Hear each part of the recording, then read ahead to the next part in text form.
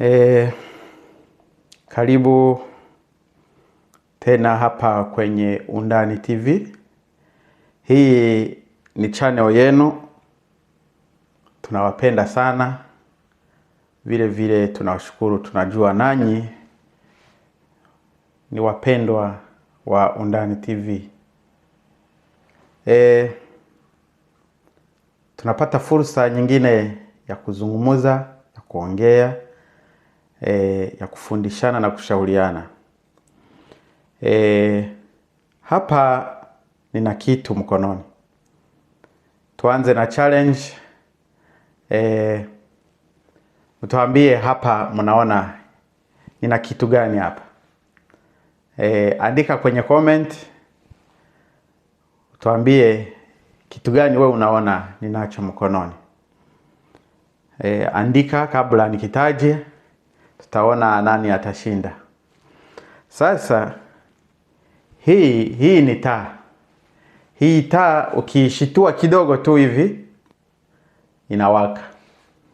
Na ukishindilia kidogo tu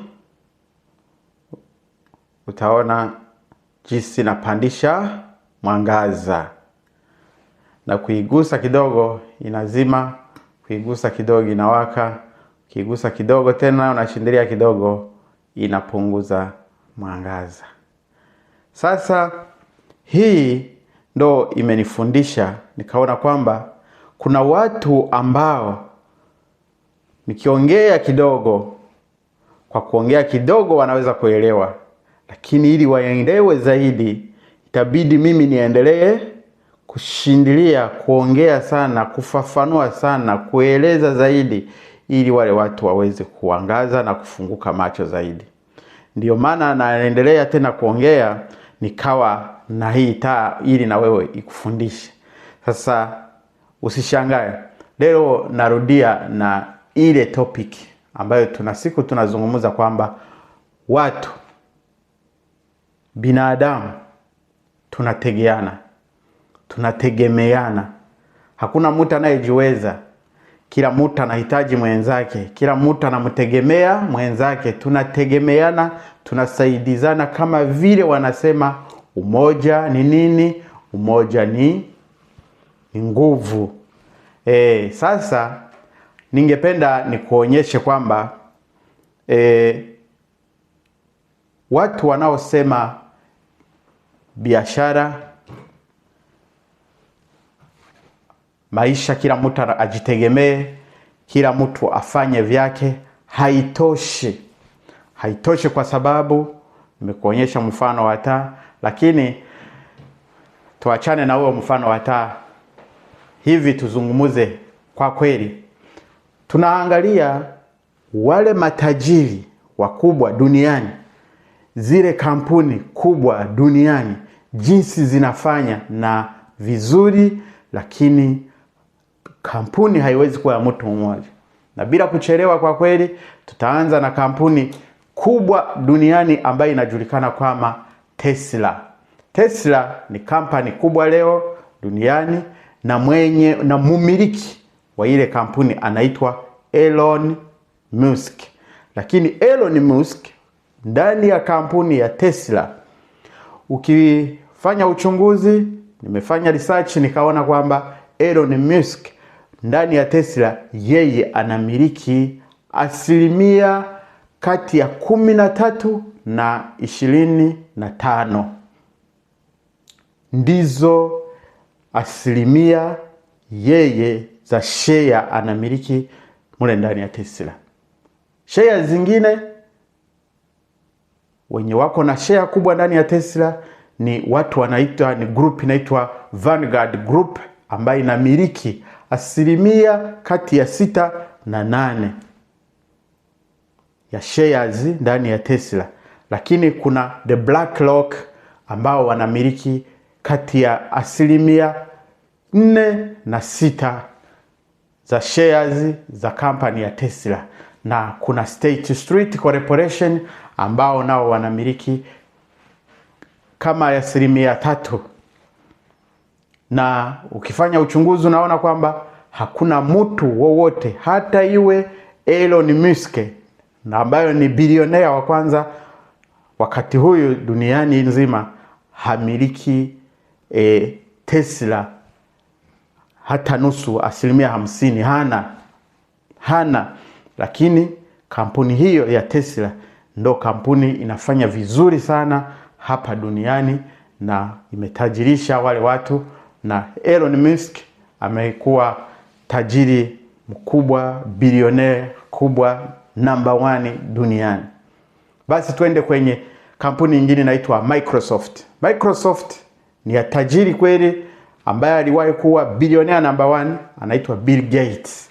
Bill Gates yeye anamiliki share ndani ya Microsoft ambayo ziko kati ya 1% na 1.5%.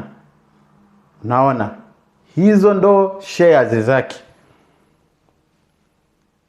Ni asilimia ndogo sana ya shares kwa mtu kama Bill Gates na Microsoft, ambayo inasemekana kwamba ni yake, lakini shares zake kati ya 1% na 1.5%. Wengine ambayo wanafuata, kuna wengine kama Satya Nadella, wao wana 0.1% ndani ya Microsoft. Kuna Vanguard Group ambayo wana 8 na 9 ndani ya Microsoft. Lakini kuna BlackRock ambayo wao wanamiliki kati ya 6% na 7% ndani ya Microsoft. The State Street Corporation wao wanamiliki 4% na 5% ndani ya Microsoft. Kuna kampuni nyingine ambayo inajulikana sana, Coca-Cola. Kila mtu anajua Coca-Cola, na mumiliki wa Coca-Cola anajulikana, ni tajiri mkubwa, bilionea, anaitwa Warren Buffett. Warren Buffett yeye ndani ya ile Coca-Cola anamiliki 10%. Ndo tajiri mkubwa Warren Buffett anamiliki ndani ya kampuni Coca-Cola. Lakini the group, Vanguard Group, wao wanamiliki 8% ziko kati ya 8 na 9 ndani ya Coca-Cola. Na kampani ya BlackRock wao wanamiliki 7% kati ya 7% na 8 ndani ya kampani Coca-Cola. Hapo inakuonyesha kwamba matajiri makubwa, watajiri wale wakubwa kabisa wenye viwanda, hawana ule ubinafsi wa kusema hii ni kampuni yangu. Na nirudie niendelee niseme kwamba hawa ambao wanamiliki hizi kampuni hii duniani kote, watu, kila mtu ana uwezo wa kusearch kwenye simu yake na akanunua stock market popote ulipo, na wewe ukawa na share ndani ya hizi kampuni. Na hii ndio siri inawafanya wawe matajiri, kwa sababu wale watu wote wa duniani pesa zao wanaweza wakaziingiza kwenye kampuni. Sasa wewe ukiwa na ule ubinafsi wa kusema kampuni ni yangu, nataka niwe peke yangu, kuna kitu naomba. Nimeshawahi kukuambia kwamba sehemu ambayo ina pesa kubwa, ina pesa nyingi hapa duniani, ni watu ndo wanamiliki pesa. Sasa ukifungulia milango watu walete pesa zao kwenye kampuni yako, lazima kampuni yako itakuwa na pesa, na wewe utafaidika zaidi kuliko kuwa unatumika kuwa unafanya biashara peke yako. Kwa kumalizia, tuna kiwanda kikubwa duniani ambacho kinaitwa Toyota, ambacho nimefanyia research. Ni Toyota Industry Corporation wanamiliki 9% ndani ya kampani Toyota. The Master Trust Bank of Japan wao wanamiliki 8% tu ndani ya kampuni Toyota. Lakini kuna Custard Bank of Japan wao wanamiliki 6% tu ndani ya kampuni Toyota. Kuna Nippon Life Insurance. Wao wanamiliki kati ya 3% na 4% ndani ya kampuni Toyota. Kwa hiyo ujue kwamba kuwa mfanyabiashara mkubwa na kuingiza pesa sana, ujue unapotafuta pesa ziko kwenye watu. Wafungulie milango, waingie kwenye biashara zako, walete pesa kwenye pesa zako. Ndugu yangu, hii ni siri matajiri makubwa wao wameshaijua. Usipoitumia kweli kuna kitu tahomba. Na ukijua haya, nina imani one day, siku moja utanishukuru. Fungua milango, karibisha watu, acha ubinafsi.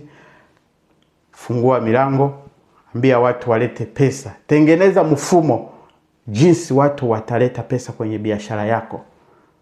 Tengeneza mfumo ambapo utachangia biashara, idea yako na watu wengine. Hii itabadilisha maisha yetu sisi wa Afrika. Wenzetu wameshaijua zamani, wanaitumia njia hii, na ndio maana biashara zao zimeshavuka sana mipaka na zinaitwa international companies. Kwa hiyo mimi nikomee hapa. Tunawapenda sana. Usisahau kucomment, subscribe kama hauja subscribe, share kwa wengine wasikose maarifa haya. Tunawapenda sana. Jina langu kama kawaida Gilbert. Asante.